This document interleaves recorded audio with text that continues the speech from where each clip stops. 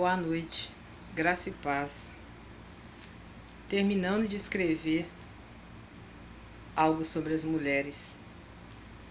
E quando eu fui colocar a data, eu me lembrei, eu havia me lembrado mais cedo, que hoje era Dia das Mulheres, mas enquanto eu escrevia, eu nem me lembrava disso. Mas Deus é tão maravilhoso que eu comecei a escrever isso. Eu coloquei o título de As Mulheres e hoje é o Dia das Mulheres. Pode ser que muitas mulheres não vão gostar do que eu vou dizer. Eu gostaria de dizer que na força do nosso braço a gente nunca vai entender isso aqui mesmo, porque não é fácil. Eu não estou aqui dizendo que eu sou aquela mulher que tem condições de fazer isso aqui porque eu não tenho. Só mesmo pela graça e pela obediência da palavra, não tem outra forma. Eu sei que muitas mulheres vão dizer que isso é um absurdo, mas eu tenho que dizer. Eu não posso nem me desculpar por isso, porque é um privilégio para mim falar do Evangelho. Então eu não posso me desculpar por uma coisa que é Bíblia. Mas vamos lá. Peço que você tenha um pouco de paciência e que você consiga... Você não, né? A gente não consegue. Que o Espírito de Deus te dê graça para você digerir cada palavra. E que aquilo que não for Bíblia, se houver opinião humana aqui, que você descarte e fique somente com as Escrituras. Então eu fiz uma pesquisa sobre as mulheres.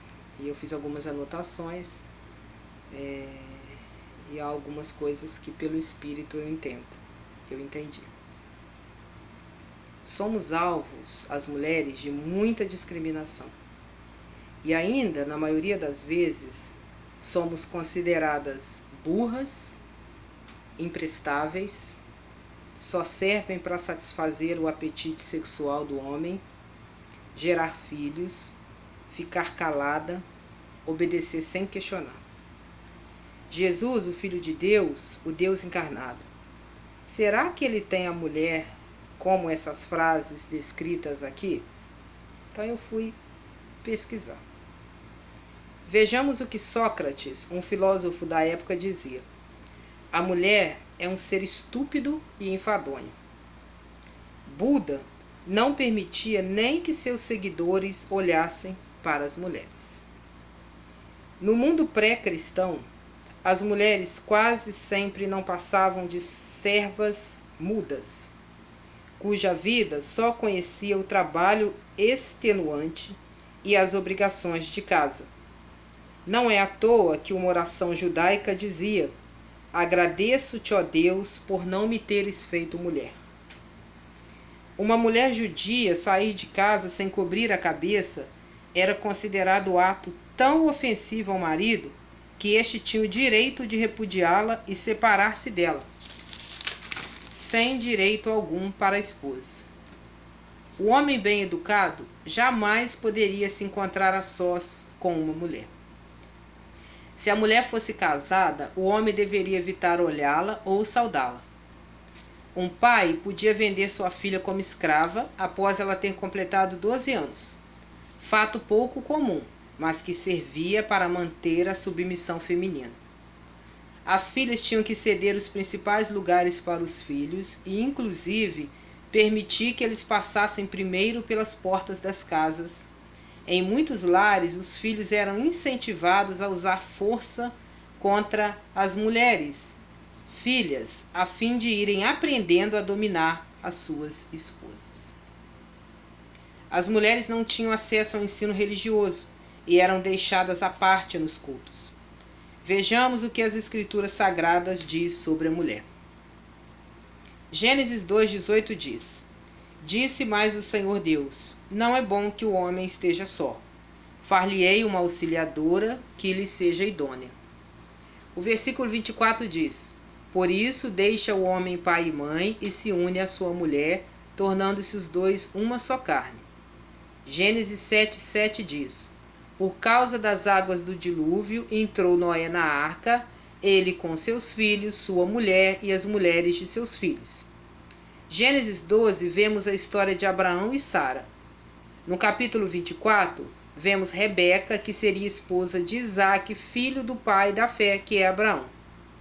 No capítulo 25, vemos Quetura, esposa de Abraão, após a morte de Sara.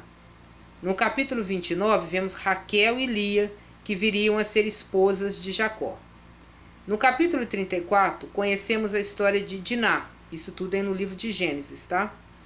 No capítulo 34, conhecemos a história de Diná, filha de Lia, com Jacó. No capítulo 38, conhecemos Tamar, nora de Judá, irmão mais velho de José. No capítulo 39, vemos a mulher de Potifar chamando José para deitar-se com ele. No capítulo 41, conhecemos Azenate, filha de Potífera, que foi esposa de José no Egito. Em Êxodo 1, conhecemos as parteiras hebreias, Sifrá e Puá. No capítulo 12 de Êxodo, vemos mulheres saindo do Egito com o povo de Deus, um misto delas. No capítulo 16 de Êxodo, vemos Maria, irmã de Moisés, e Arão, profetiza. No capítulo 18, conhecemos Zípora, esposa de Moisés. Números 25 diz: habitando Israel em Sitim, começou o povo a prostituir-se com as filhas dos moabitas. Estas convidaram o povo aos sacrifícios dos seus deuses, e o povo comeu e inclinou-se aos deuses delas. Juntando-se Israel a Baal-peor, a ira do Senhor se acendeu contra Israel. No capítulo 27, vemos as filhas de Zelofeade, Macla, Noa, Ogla, Milca e Tirza, lutando por seus direitos. Aqui vai alguns nomes: Rebeca, Raabe, Débora, Ana, Rute, Noemi, Maria, mãe de Jesus, Maria Madalena, a mulher samaritana, Marta, Lídia, Dorcas, Priscila, Lóide, Eunice, a camponesa de Baurim, Áquisa, Abigail, a esposa de Jó, as filhas de Filipe, as mulheres sábias de coração em Israel, a mãe de Sansão, a mulher de Noé, Ana a profetisa, a serva de Naamã, Dâmaris, Diná, Febe, Ulda, Jeoseba, Joana, Léa, Maria, mulher de Cleófas, Maria de Jerusalém. E vemos umas que podem ser consideradas umas vilãs: Safira, Herodias, Gomer, Atalia, Jezabel, Dalila, a esposa de Potifar, Noadia. Sei que ficaram muitas outras mulheres não mencionadas acima. O que é nítido aos meus olhos, que o Senhor, o único Deus, jamais, de forma nenhuma, em hipótese alguma, criaria um ser, no caso a parte mais frágil que somos nós as mulheres, para serem desprezadas. Me inquieta ouvir de muitas mulheres, até mesmo como eu já disse com a minha boca, que nós viemos à terra somente para sermos lixo dos homens. Mas conhecendo a palavra de Deus e o Deus da palavra, é inconcebível imaginar que Deus faria isso. Todos os casos que li de relatos de mulheres na Bíblia, vi que cada uma de nós, assim como é com os homens, temos mais malícia do que outras. Temos mais malignidade, inclinação para o mal, mentes depravadas, olhos cheios de adultérios. A culpa não é de Deus. Nós, assim como os homens, somos culpadas por causa do nosso próprio pecado. A cena mais linda é ver Jesus com as mulheres, dando a elas honra, tratando-as com singularidade. Em 1 Coríntios 9, vemos Paulo dizer: não temos nós o direito de comer e beber, e também o de fazer-nos acompanhar de uma mulher irmã, como fazem os demais apóstolos e os irmãos do Senhor e Cefas?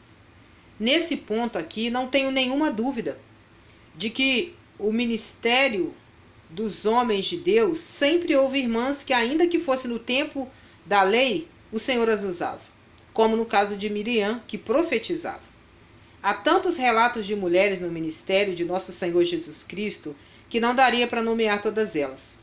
Muitas mulheres hoje estão usando o nome de Jesus para se intitularem mestras de homens e pastoras. Quero chamar sua atenção para um detalhe. Você não acha que se Jesus tivesse a pretensão de colocar as mulheres no lugar dos homens, ele não o faria? Se ele quisesse, se fosse para a sua glória, ele teria instituído 12 apóstolas e não 12 apóstolos. Outra coisa precisamos notar. Jesus, quando ressuscitou e 2 de seus discípulos iam no caminho de Emaús, Jesus foi falando para eles a lei e os profetas. O que isso tem a ver? Você pode perguntar. Que tudo que está escrito já foi pré-determinado antes de houver homem e mulher. Paulo nos diz, não ultrapasseis o que foi escrito. Não Paulo, o Espírito Santo pela vida de Paulo.